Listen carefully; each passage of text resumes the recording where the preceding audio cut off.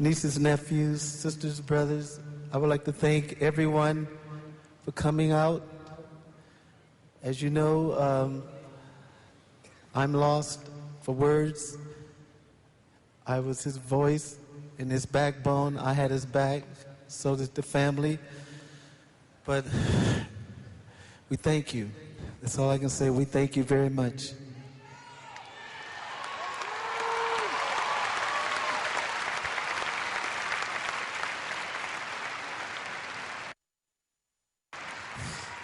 I hurt.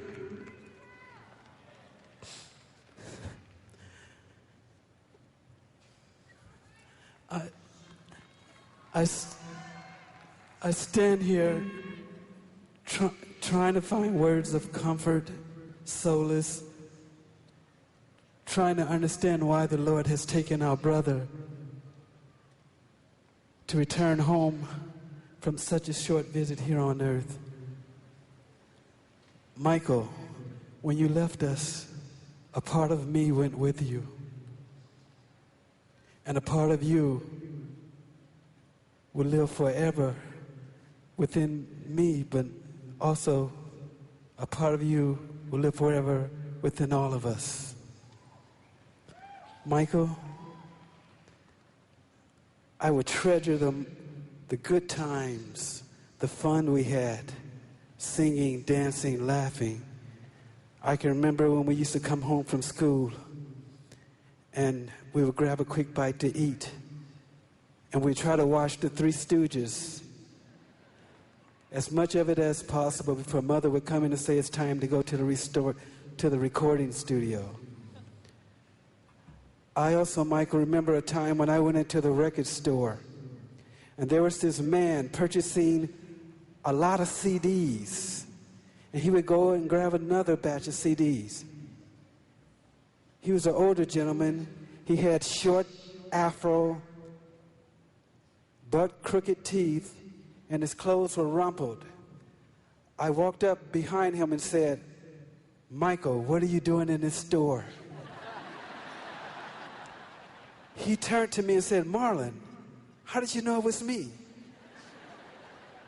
I told him, "You're my brother.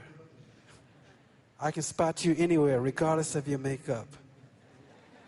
I know your walk, I know your body language, and those shoes did not help." Michael wore the same shoes wherever we went. But I guess that was his way of trying to experience what we take for granted.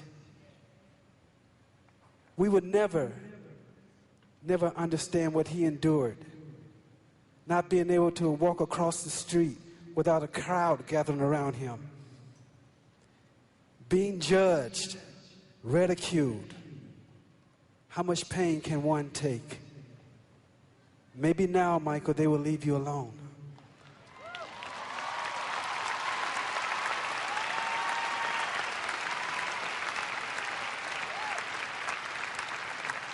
Michael was the voice of our angelic trumpets, and he will continue to be the voice, that angelic voice in heaven, nearest to our Creator, and waiting us when our day comes to pass. Michael, I love you. I will miss when we said our goodbyes. I will hug you and I say, "I love you." And your response was, "I love you more." You know, the Lord has a purpose for everything. And sometimes we just can't see it or understand it. But it will be made clear to us when we reach that ultimate reward of being in His presence. And Michael, you're there. You're right there. You have finished your work here on earth, and the Lord has called for you to come home with Him.